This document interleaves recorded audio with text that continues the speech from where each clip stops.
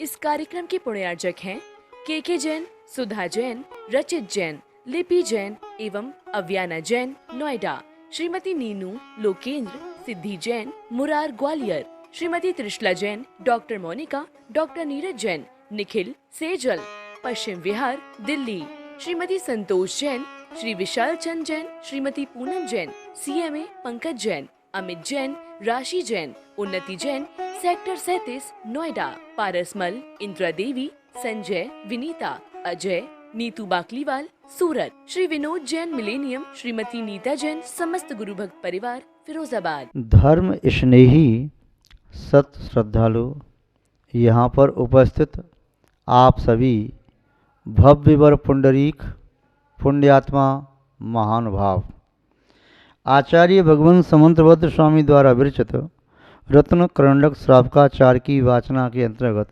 सप्तम अधिकार की व्याख्या चल रही है। उस व्याख्यान में श्रावकों की 11 प्रतिमा का स्वरूप देख रहे थे, जिसमें श्रावक की 10 प्रतिमाओं का स्वरूप देखा। 11वीं प्रतिमा का स्वरूप क्या है उसे देख करके श्रावक अपनी प्रतिमा के अनुसार उस संयम का निर्दोष पालन कर सकें, इसलिए आचार्य भगवान ने उस प्रतिमा का स्वरूप यहाँ पर अल्प शब्दों में कहा। उनके शब्दों में ही देखते हैं। ग्रस्तो मुनिवन मित्वा गुरुपकंठे व्रतानि परिगृह्य वैक्षासन सनस्तपस्यन नुतकृष्टशीलखंडधर। आचार्य महोदय ने उत्कृष्ट जो श्रावक है, उदिष्ट त्याग प्रतिमाधारी, उसका क्या स्वरूप है तो यहाँ बता रहे हैं। ग्रहतः पंचमी का वचन घर से, मुनि वन मित्वा, मुनि के वन में, मुनि के समूह में, इत्वा माने जा करके। जो ग्रस्त है 10वीं प्रतिमाधारी तक श्रावक व श्राविका घर में रह सकते हैं। वे यथायोग्य अपनी प्रतिमा बढ़ाते बढ़ाते 10 तक पहुँच गए। 10वीं प्रतिमा वाला वह वर्णी कहलाता है। वह निमंत्रण स्वीकार नहीं करता और उसका पड़गाहन भी नहीं होता, किंतु हाँ उसे आह्वान किया जाता है, आहूत किया जाता है, आमंत्रण किया जाता है, बुलाया जाता है तत्काल में। 10वीं प्रतिमा वाले त्यागीवती के लिए कोई सदग्रस्त आकर के कहता है, निवेदन करता है, वर्णी जी चलें, आपकी चर्या का समय हो गया। उनका कमंडल लिया, आगे आगे चल दिया, तो वो 10वीं प्रतिमा वाले उनके पीछे पीछे साथ साथ चलेंगे। वे मंदिर में भी रह सकते हैं और अपने भवन में ऊपर कक्ष बना करके अलग से रह सकते हैं, किंतु परिवारी जनों से उनका कोई प्रयोजन नहीं है। किंतु अब 10वीं प्रतिमा का पालन करते करते अब समय हो गया, अब उनकी विशुद्धि और बढ़ी, तो 11वीं प्रतिमा की प्रतिमा का पालन करने के लिए संकल्पित हुए। तो कैसे संकल्पित हुए? सबसे पहला तो यही है कि 10वीं प्रतिमा तक घर में रह सकते थे, अब घर में नहीं रह सकते, गृह त्याग करना जरूरी है। गृह त्याग करके कहाँ जाना है? क्षेत्रों पर जाना है, कि कहीं जंगल में जाना है, कि कहीं अन्य किसी शहर में जाना है। तो यहाँ पर बताया मुनि राज जहाँ रहते हैं ऐसे मुनियों के समूह में जाना है, जहाँ चतुर्विध संघ है, आचार्य उपाध्याय साधुगण आदि हैं, प्रवर्तक आदि हैं, जहाँ पर आचार्य महोदय अपनी वे शर्त कृपा दृष्टि बरसाते हैं, जैसे सघन श्याम मेघ पृथ्वी से कोई किसी प्रकार का कांटेक्ट नहीं करते और स्वतः ही वरवश बरस जाते हैं। पृथ्वी ये नहीं कहती कि मेरी योग्यता थी इसलिए बादल बरसे हैं। नदी और सरोवर सागर ये नहीं कहते हमारी योग्यता थी इसलिए पानी बरसा है, आपने हमारे ऊपर क्या उपकार किया। किंतु ये मेघ जो वर्षा करते हैं, ये पृथ्वी, समुद्र, नदी, तालाब, कूप इत्यादि की कोई शर्त नहीं है कि मेघों को वर्षना ही पड़ेगा। ये वरवश दया दृष्टि कृपा वृष्टि है। तो ऐसे ही आचार्य महोदय जो समागत भव्य जीव आता है तो उसके कल्याण के लिए वे विचार करते हैं, वह अपनी प्रार्थना करता है, कल्याण के मार्ग में आगे बढ़ने के लिए संयम की याचना करता है।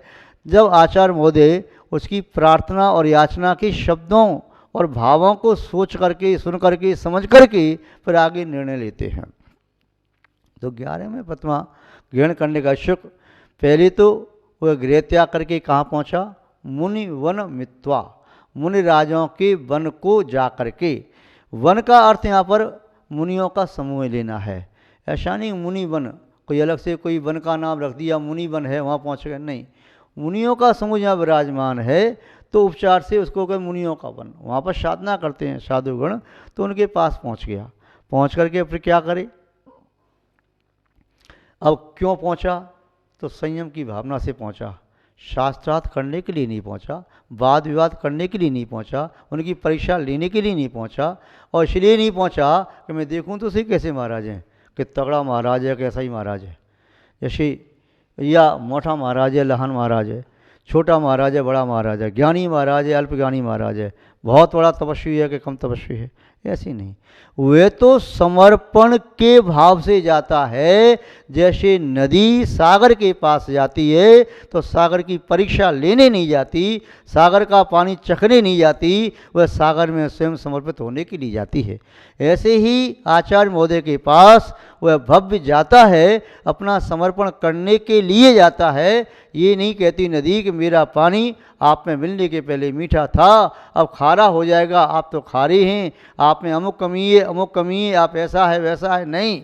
वह तो नदी ये देखती है मैं तो अभी अपने तल में मृतिका या पाषाण खंडों को छुपा करके रखती हूँ, किंतु वास्तव में रत्नाकर है, इसमें पहुँच कर के मेरी संज्ञा भी रत्नाकर की हो जाएगी।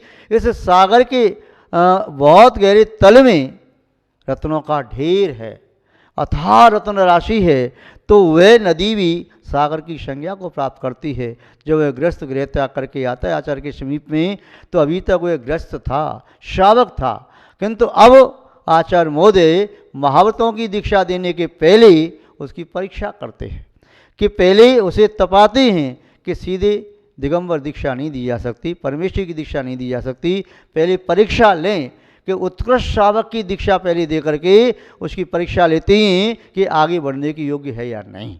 तो इसलिए फिर क्या करते हैं, वे आचार्य महोदय उसे जो भी निर्देश देते हैं उन निर्देशों का वह पालन करता है और अपनी प्रार्थना भी प्रस्तुत करता है। महोदय आचार्य भगवान, मेरा भाव ये है कि मैं अपने व्रतों में वृद्धि करता हुआ संसार सागर से पार होना चाहता हूँ, मैं तो महाव्रती बनना चाहता हूँ, मेरी भावना महाव्रती बनने की है, परमेश्वरी पद को स्वीकार करने की है, मैं परम पद को प्राप्त करने का इच्छुक हूँ। मेरी पात्रता को परख करके, जांच करके, शोध करके जो व्रत मुझे दिए जा सकें मुझे दे दो। जैसे ग्राहक दुकानदार के पास पहुंच करके कहता है मुझे तो उत्कृष्ट वस्तु चाहिए, फिर दुकानदार कहता है कितने पैसे लेकर के आया, पैसे इतने ही हैं, जितने पैसे हैं उतने पैसे तक की वस्तु ही दिखाता है, ज़्यादा की नहीं। ऐसे ही आचार्य महोदय कहते हैं कि तुमने कितने कितने व्रतों का पालन किया, अभी तक व्रतों का पालन कैसे किया, सदोष किया, निर्दोष किया, किन गुरु महाराज से आपने दीक्षा ली, किन गुरु महाराज से आपने व्रत लिए, अब आगे आप किस प्रकार से साधना करेंगे, इन अल्प व्रतों में ही दोष लगा रहे हैं तो महाव्रतों को कैसे शुद्ध कर पाएंगे। तो आचार्य महोदय उसकी अनेक प्रकार से परीक्षा करते हैं और जब देखते हैं इसका वैराग्य स्वयं का वैराग्य है, किसी से उधार लिया वैराग्य नहीं है, यह स्वयं के वैराग्य के बल से ही दीक्षा लेना चाहता है, यह संसार शरीर भोगों से निस्संदेह विरक्त है, इसके चित्त में स्वकल्याण की तीव्र भावना है। जैसे कोई प्यासा चातक वह वृष्टि जल वृष्टि स्वाति शत की बूंद के जल को ग्रहण करना चाहता है, बस वही देखता रहता है, ऐसे इसकी भी संसार शरीर से विरक्त होकर के आत्म कल्याण की तीव्र भावना है। आचार्य महोदय उसे कहते हैं, हे भव्य जीव, तुमने बहुत सुंदर अच्छा विचार किया है, निस्संदेह वीतराग मार्ग को स्वीकार किए बिना किसी भी आत्मा का कल्याण संभव नहीं है। संयम के मार्ग के बिना तो कोई भी भव्य जीव अपनी आत्मा का कल्याण कर ही नहीं सकता। यहाँ तक कि तीर्थंकर परमदेव वे भी संयम को स्वीकार करते हैं और संयम को स्वीकार करके तब अपनी आत्मा को परमात्मा बनाने में समर्थ होते हैं। तो यहाँ पर आचार्य महोदय ने उसे महाव्रतों का स्वरूप भी समझाया, अणुव्रतों के स्वरूप को समझाया और फिर दशम प्रतिमा के आगे 11वीं प्रतिमा है उसका स्वरूप समझाया। अब वे अपनी पात्रता अपनी स्थिति देख करके आचार्य भगवान पहले में इस छोटी दीक्षा को लेकर के अपना कल्याण कर लूँ, बाद में मेरा साहस और उत्पन्न होगा, संवर्धित होगा, तब मैं महाव्रतों को स्वीकार करूँगा और निर्दोष पालन करता हुआ आगे बढ़ता जाऊँगा। तो आचार्य महोदय उसे जो व्रत का उपदेश देते हैं तो वे आचार्य महोदय के द्वारा व्रतों को सुन करके, उनका उपदेश सुन करके फिर उन्हें ग्रहण करता है। ग्रहितो मुनिवन मित्वा गुरुप कंठे व्रतानि परिगृह्य, गुरु के कंठ के द्वारा, गुरु की देशना के द्वारा, गुरु के द्वारा समझाए जाने पर, बताए जाने पर उनका स्वरूप फिर क्या करता है, व्रतानि, व्रतों को परिगृह्य, ग्रहण करके वह व्रतों को ग्रहण करता है।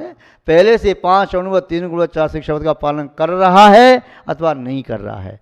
11 प्रतिमा वाला जो होना चाहता है, जो क्षुल्लक जी की दीक्षा, इल्लक जी की दीक्षा लेना चाहता है, वह अव्रती भी सीधे आ सकता है और आचार्य महोदय अव्रती को भी सीधी 11 प्रतिमा दे सकते हैं। आचार्य महोदय 2 प्रतिमा वाले को भी 11 प्रतिमा दे सकते हैं, 1 वाले को भी सीधी 11 दे सकते हैं, 3 वाले को भी, 4 वाले को, 5 वाले को, 6 वाले को, 7 वाले को, 8, 9, 10 वाले को भी 11 प्रतिमा सीधी दे सकते हैं। जैसे स्कूल में कोई विद्यार्थी होशियार होगा तो उसे जंप लगा करके 1 क्लास छुड़वा दी उसकी। ऐसे ही जरूरी नहीं कि 10वीं प्रतिमा का पालन करने वाली 11 प्रतिमा के व्रतों को ले। कम प्रतिमा का पालन करने वाला वह अपने अभ्यास कर रहा है कि मैं 11 प्रतिमा का ऐसा अभ्यास करूँगा, इस प्रकार वह 11 प्रतिमा के व्रतों को स्वीकार करता है। किंतु गुरु साक्षी शतम व्रतम, उन व्रतों को गुरु की साक्षी में लेता है, अपने आप नहीं लेता है। अपने आप लिए गए व्रत वह दृढ़ता प्रदान नहीं कर पाते। स्वयं के द्वारा लिए गए व्रतों से शिथिलता आती है, मन चंचल हो जाता है, कहता है मेरे बस की नहीं, मैं ऐसा नहीं कर पाऊंगा। किंतु गुरु की साक्षी में, समाज की साक्षी में, चतुर्थ संघ की साक्षी में जब व्रत आदि को स्वीकार किया जाता है तब कदाचित चार्तमुनि कर्म का उदय भी आए, तभी दृढ़ता आती है। उसके जो गुरु भाई हैं वे उसे समझाने की चेष्टा करते हैं, भाई ऐसे नहीं, ऐसे पालन करना चाहिए।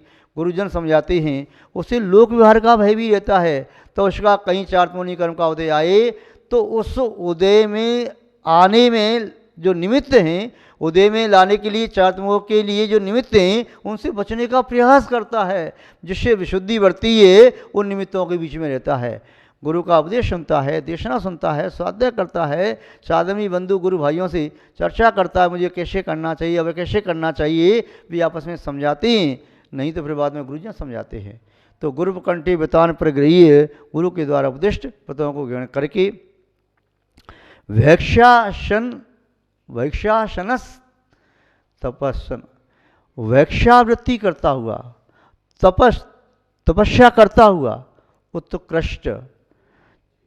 उत्कृष्ट चील खंड धरा। वह क्या करता है, अब 11 प्रतिमा को स्वीकार कर रहा है तो चील खंड धरा, वह खंड वस्त्र को धारण करता है। चील माने वस्त्र, ईलक शब्द चील से बना है, किंचित चील धारका ईलकहा। तो यहाँ पर आचार्य महोदय ईलक दशा की बात कह रही हैं कि वह एक वस्त्र कोपीनवाद धारण करता है और वह उत्कृष्ट श्रावक होता है, भिक्षावृत्ति करता है। अभी तो वर्णीय अवस्था में जो था तो वहाँ तक तो कोई श्रावक निवेदन किया, वर्णी जी चलो भोजन करने के लिए, उनकी कमंडल उठाया, चल दिए, किंतु अब ऐसे नहीं जा सकते। अब तो वे भिक्षावृत्ति के लिए जाते हैं और पुनः उनका पड़गाहन विधिपूर्वक होता है। वर्तमान काल के अनुसार पूर्व में वे भिक्षावृत्ति करते थे, घर घर जाकर के धर्म लाभ ऐसा कहते हुए श्रावकों के द्वारा प्रदत्त प्राशुक शुद्ध मर्यादित भोजन को एक ही गृह में बैठ करके वहाँ से ला करके अपनी वशतका में बैठ करके वह ग्रहण कर सकते थे। तो यहाँ बताया कि भिक्षा के द्वारा आसन ग्रहण करता है। तपस्या करता हुआ, तपस्या कैसे कर रहा है, अपनी इच्छाओं का निरोध करता हुआ। इच्छाओं के निरोध के बिना तपस्या नहीं होती। तो पहले जो घर गृहस्थी में रहते हुए उसकी इच्छाएं रहती थीं, उन्होंने इच्छाओं का नियंत्रण कर लिया। भिक्षावृत्ति करता हुआ गृह जाकर के किसी सावक ने निवेदन किया तो वहाँ भी भोजन कर सकता है और संग्रह करके एक जगह भोजन कर सकता है। वर्तमान काल में 11 प्रतिमा वाले का सावक जन पड़गाहन करते हैं और पुनः नवदा भक्ति पूर्वक उनकी आचर्या कराते हैं और तपस्या करता हुआ उत्कृष्ट सावक कहलाता है। चील खंड धरा यानी किंचित वस्तु को धारण करने वाला। ईलक की अवस्था है, अपने हाथ से या गुरुजनों के माध्यम से अपना कृष्ण करवाता है, कंगा कैंची का प्रयोग आदि वस्त्र का प्रयोग नहीं करता और वह पैदल विहार करता है, वाहन आदि का प्रयोग नहीं करता और वह एक कोपिन मात्र रखता है और अंजलि में ही आहार ग्रहण करता है। किंतु जब तक एलक बनने की उसकी क्षमता नहीं है तो उसके पहले वह क्षुल्लक बन जाता है, वह भी 11 प्रतिमा वाला कहलाता है। एक कोपिन वस्त्र के साथ एक खंड वस्त्र उत्तरी वस्त्र धारण करता है। आचार्य भगवान समंतवत स्वामी के शब्दों में 11वें प्रतिमा वाले के स्वरूप इस प्रकार कहे कि वह चाहे क्षुल्लक अवस्था में हो या ईलक अवस्था में हो, दोनों ही 11 प्रतिमा वाले कहलाते हैं, दोनों ही उत्कृष्ट सावक कहलाते हैं और दोनों के स्वरूप में थोड़ा सा अंतर है। क्षुल्लक जी महाराज के लिए कृष्ण करने की अनिवार्यता नहीं है, करना चाहें अभ्यास करें, और ईलक जी के लिए अनिवार्यता है। क्षुल्लक जी महाराज के लिए फिर पात्र में हाथ लेना होता है, ईलक जी के लिए कर पात्र में हाथ लेना अनिवार्य है। और क्षुल्लक जी महाराज ईलक जी महाराज अनिवार्यतः पैदल ही गमन करते हैं। क्षुल्लक जी महाराज अपवाद में अपनी विद्या आदि का प्रयोग जैसे कर सकते थे तो यहाँ पर भी वाहन आदि का किंचित प्रयोग कर सकते हैं। यदि धर्म कार्य की आवश्यकता आदि है तो कहीं समाधि आदि का प्रसंग है या जिन शासन की प्रभावना का प्रसंग है तो वो इस प्रकार से उपयोग करते हैं, अन्यथा वे भी पैदल विहार करने का ही मुनि बनने का पूरा अभ्यास करते हैं। तो ये पिच्छ का भी रखते हैं, ईलक जी भी पिच्छ का रखते हैं, कमंडल रखते हैं। क्षुल्लक जी महाराज भी पिच्छ का कमंडल रखते हैं। वर्तमान काल की अवस्था से पूर्व में क्षुल्लक जी महाराज के लिए पीछ रखना अनिवार्य नहीं था, वस्त्र परमार्जन के लिए पर्याप्त था, कमंडल पहले रखते थे। किंतु आज वर्तमान काल की स्थिति में आचार्य शांत सागर जी महाराज, आचार्य शांत सागर जी छाणी और आचार्य आदि सागर जी अंकलीकर, ये 3 परंपरा चल रही हैं। उनमें तीनों ही परंपराओं में यह ईलक जी क्षुल्लक जी का स्वरूप जो पूर्व सम्मत आचार्यों के द्वारा कहा है उस स्वरूप में पिच्छी कमंडल आदि के निमित्त क्षुल्लक जी, ईलक जी, छुल्का माता जी आदि के लिए कहा गया है। इस प्रकार स्वरूप संक्षेप में कहा, विस्तार से पुनः आगे कभी देखना चाहिए। आज बस इतना ही। जय बोले श्री शांतनाथ भगवान की, पूज्य आचार्य गुरुदेव श्री विद्यानंद जी महाराज की, अहिंसा में विश्व धर्म की। इस कार्यक्रम के पुण्यार्जक थे के जैन, सुधा जैन, रचित जैन, लिपि जैन एवं अव्याना जैन नोएडा, श्रीमती नीनू लोकेंद्र, सिद्धि Jain Murar Gwalior, Shrimati Trishala Jain, doctor Monika, doctor Neeraj Jain, Nikhil Sejal, Paschim Vihar Delhi, Shrimati Santosh Jain, Shri Vishal Chand Jain, Shrimati Poonam Jain, CMA Pankaj Jain, Amit Jain, राशि जैन, उन्नति जैन, सेक्टर 37 नोएडा, पारसमल, इंदिरा देवी, संजय, विनीता, अजय, नीतू बाकलीवाल, सूरत, श्री विनोद जैन मिलेनियम, श्रीमती नीता जैन, समस्त गुरु भक्त परिवार फिरोजाबाद।